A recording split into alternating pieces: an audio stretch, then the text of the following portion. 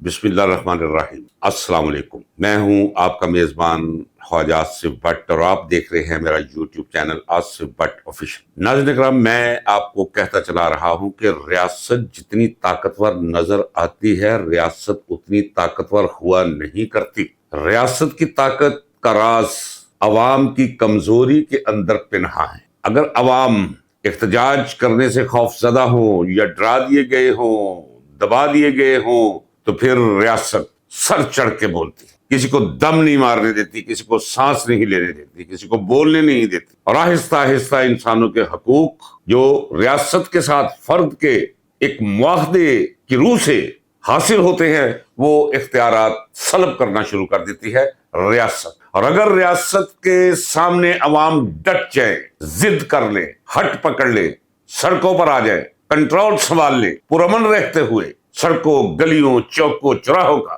तो रियासत सरसों के तेल में भीगी हुई बिल्ली की मानद हो जाती है, जिसे निकाल के आप देख सकते हैं। नाज़रीन इकराम, आज की जनरेशन ने जिद्दोजहद देखी नहीं। जिद्दोजहद के लिए जरूरत होती है कमिटमेंट की, अखलास की।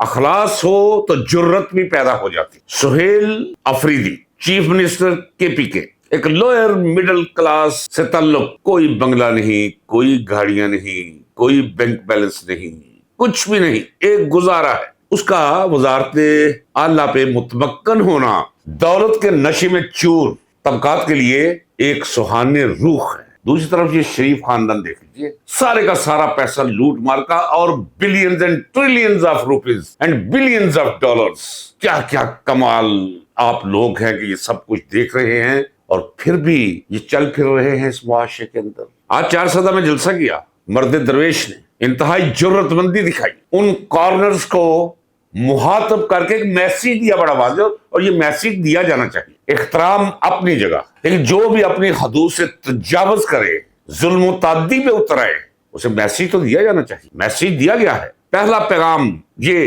कि बंद कब्रों में बैठकर मुल्क और कौम की तकदीरों के फैसले करने वालों, सुन लो, KPK में वही कुछ होगा जिसकी इजाजत KPK के अवाम देंगे।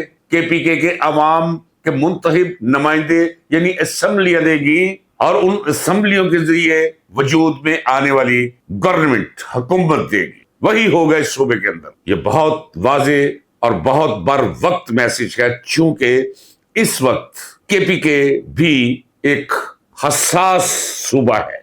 मैं खबर दे रहा हूं, और जब खबर दे रहा हूं तो मैं, चूंकि मेरा एक जाती तजुर्बा भी है, सहाफत के साथ कालम निगारी की हद तक मेरा ताल्लुक पिछले कोई 40-45 वर्षों से, सियासत को देख सेख और भुगता रहा हूं पिछले 55 वर्षों से। जी, 55 वर्षों से। इस तमाम तजर्बे की रोशनी में मैं ये कह सकता हूं कि सूबा KPK में मुझे कोई एक शख्स भी ऐसा नजर नहीं आया जो पाकिस्तान का दम भरता हो। ये मैं खुशी से नहीं कह रहा, मेरे लिए ये एक अलमिया, मेरे लिए एक बहुत बड़ा अलमिया, लेकिन है ये मरूजी, सच्चाई और सदाकत। ऐसे सूबे के अंदर अगर मरकज अपनी मर्जी से छेड़खानी करेगा, अगर मरकज नाराज शुदा अनासर को फितना तुल खवारिज कहकर उनका बीज मारने पर तुला होगा, तो जवाब तो उधर से भी आएगा। तो फिर होगा क्या?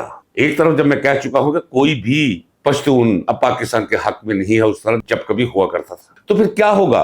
5 करोड़ का सूबा है, 3 करोड़ से ज्यादा नौजवान है, उनमें से 25 लाख भी अगर जाकर मिल गए जिन्हें आप फितरतुल ख्वारिज कहते हैं, तो फिर क्या बनेगा? ये वो खतरात हैं जो मुझे दीवार के उस तरफ दिखाई दे रहे। ये मुस्तकबिल है रद्द अमल के तौर पे, जो बिल्कुल आया और वाज़ेह मुझे दिखाई दे रहा है, मेरी आंखें देख रही है। इसलिए मैं कह रहा हूं कि रुक जाओ, यही बस कर दो। सुहेल अफरीदी ने 4 में बड़े वाज़ेह तौर पर कह दिया है कि मैं तमाम फैसले इमरान खान की ख्वाहिश के मुताबिक करूंगा। उसने खबर दी कि मुझे 4 जाने से पहले कहा गया कि 4 मत जाओ, तुम्हारी जान को खतरा है। उसने कहा मैं तो इमरान के इश्क में मुब्तला हूं, अगर उसके इश्क में उसके फरमान पर अमल करते हुए मारा भी जाऊं तो ये मेरे लिए एक सादत होगी। इसके जवाब में एक इंतहाई मकरू चेहरे का हामिल शख्स, और ये पैदाइशी तौर पर इसका चेहरा मकरू था, इंतहाई बदसूरत, अल्लाह मुझे माफ करे, मेरी भी कोई शक्ल वकल ऐसी नहीं है, लेकिन उससे मैं बेहतर। उसने क्या कहा हैरान सना दे, उसने कहा कि ये वजीर आला नहीं, ये कत्ल होने के लिए आया है, ये मारा जाने के लिए आया है, इसे कत्ल का शौक اتنا غلیظ اس کا چہرہ، اس سے زیادہ غلیظ اور obnoxious اس کے ہونٹ ہیں، اور انتہائی متفن باطن ہے اس کا، انتہائی گندی سطحی اور بازاری سوچ ہے اس کی، سر تپا ایک ردی انسان ہے، اور وقت اس کا بھی آنے والا ہے۔ اب ناظرین کرام، بس آپ انتظار کیجئے، وہ جو میں نے آپ کو اپنے خواب دکھائے ہیں جو میرا پیچھا نہیں چھوڑ رہے، لٹکتی ہوئی لاشیں جو میں دیکھ رہا ہوں، کتے کی طرح زبانیں ان کی باہر نکلی ہوئی، رنگ نیلے، آنکھیں ابل کر باہر گرنے کو دکھائی دے رہی، وہ سب کچھ ہونے والا ہے۔ اتنے تسلسل کے ساتھ میں خواب دیکھوں، پیچھا چھڑوانا چاہوں لیکن خواب میرا پیچھا نہ چھوڑے، تو حقیقت میں بدل کر رہتا ہے۔ یہ میرا اپنا تجربہ ہے ناظرین کرام، یہ ہو کر رہے گا، ان کا برا وقت آنے والا ہے۔ ان سے انتقام نہیں لیا جائے گا، ان کے ساتھ انصاف کیا جائے گا، آدھا انصاف بھی کیا جائے ان کے ساتھ تو منظر یہی ہوگا۔ درختوں کے ساتھ، بجلی کے کھمبوں کے ساتھ، ان کے بے حرکت لٹکتے جثے غلیظ، یہ ہو کر رہے گا۔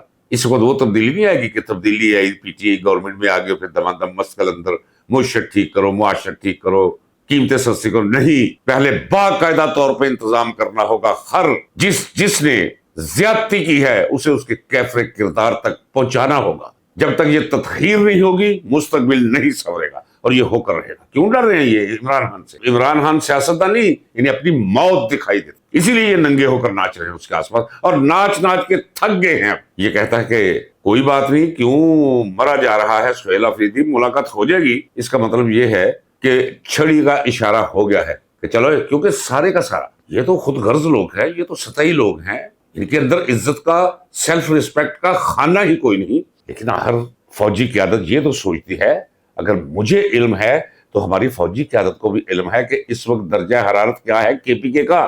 جائز سا مسئلہ ہے کہ جی ملاقات کروا دو، میں آپ کے سامنے بیٹھا ہوں، اور مجھ پہ الزام تھا جنرل ضیاء الحق کے طیارے کو میں میزائل سے، جس کے اندر اور جرنیل بھی بیٹھے ہوئے، پکڑا گیا، سزائے موت ہوئی، جو عمر قید میں بدلی، 14 سال ایک اور مقدمے میں فوجی عدالت نے سزا دے دی، 39 سالہ قیدی۔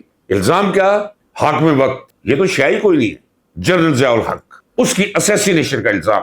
اور میری ملاقات آ رہی ہے، کوئی ملاقات نہیں رکی، مجھے جو ملاقات کرنے میرے دوست آتے رہے، آج بھی زندہ ہے، پوچھ لیں ان سے، عزت کے ساتھ ہوتی رہی ہے اس فسطائی دور میں، ماشاء اللہ کے اس دور میں۔ تو یہ کسی کو ملاقات نہ کرنے دینا بھائی۔ تو اب اسے کہا جی ملاقات ہو جائے گی، سوموار کو ہو جائے گی، کیوں نہیں ہوگی؟ میں نے کہا کہ ریاست اتنی طاقتور کوئی نہیں کہ اتنا زیادہ دباؤ برداشت کر سکے جتنا دباؤ بڑھنا شروع ہو گیا ہے۔ ایک تو دباؤ بڑھنا شروع ہو گیا ہے، عوام کی ناراضگی بڑھنی شروع ہو گئی ہے، اور ان کی حماقتیں اور ان کی نالائکیاں یہ اگر پھٹکار ہے تو یہ ساری کی ساری پھٹکار فوج کے کھاتے میں جا رہی ہے۔ میں نے کہا کہ کوشش کی، انہوں نے کھلا چھوڑا، دن بدن گراف گرتے گرتے گرتے گرتے زمین پر۔ ان قریب نواز شریف کا حلقہ کھلنے والا ہے ناظرین، ان قریب یہ بھاگنے والے ہیں، ان قریب ان کا بوریا بسترا لپیٹا جانے والا ہے، ان قریب پاکستان کو بند گلی سے نکالنے کا انتظام اور اہتمام اس پہ نظریاتی طور پہ، فکری طور پہ، سوچ کے سطح تک تو اتفاق ہو گیا ہے۔ اب روز بروز آپ اس پہ عمل ہوتا بھی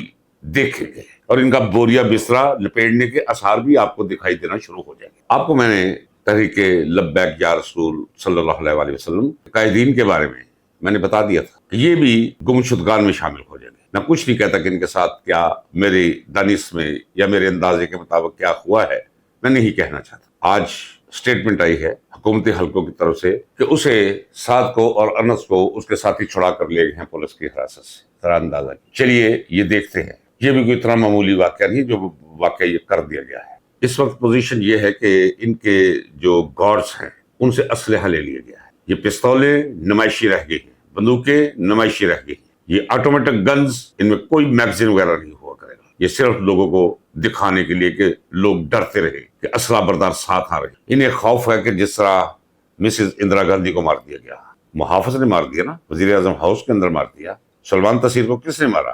اسی کے گارڈ ایک سنتری نے مار دیا۔ انہیں بھی خطرہ ہے، اب یہ گھروں میں گھسے ہوئے ہیں، رنگ ان کے فک ہے اڑے ہوئے ہیں، اور یہ کوئی 300 سے لے کر 1000 تک بتاتے ہیں۔ لوگ مبالغہ بھی کرتے ہوں گے، لیکن جس انداز میں قتل و غارت گری سے کام لیا گیا، سینکڑوں میں تو ضرور لوگ جو ہیں اس دنیا سے رخصت ہوئے ہیں، جن کی لاشیں تک ان کے گھروں تک نہیں پہنچی۔ تو انسانی دماغ پر تو کوئی کسی وقت بھی کچھ بھی اس سے سرزد ہو سکتا ہے۔ میں اکثر کہا کرتا ہوں کہ بالخصوص ایسے واقعات جن کے ساتھ مذہب اور عقیدہ جڑا ہو، اسے اتنا آسان نہیں لینا چاہیے۔ زندگی تو ویسے ہی لوگوں کی تنگ ہے، مذہبی جذبات سے مغلوب ہو کر کوئی کسی وقت کسی مقام پر کچھ بھی کر سکتا ہے۔ وہ سارے قتل، وہ سارا خون ہے شریف خاندان کے سر، آئی جی اور محسن نقوی کے لوگ کہتے ہیں.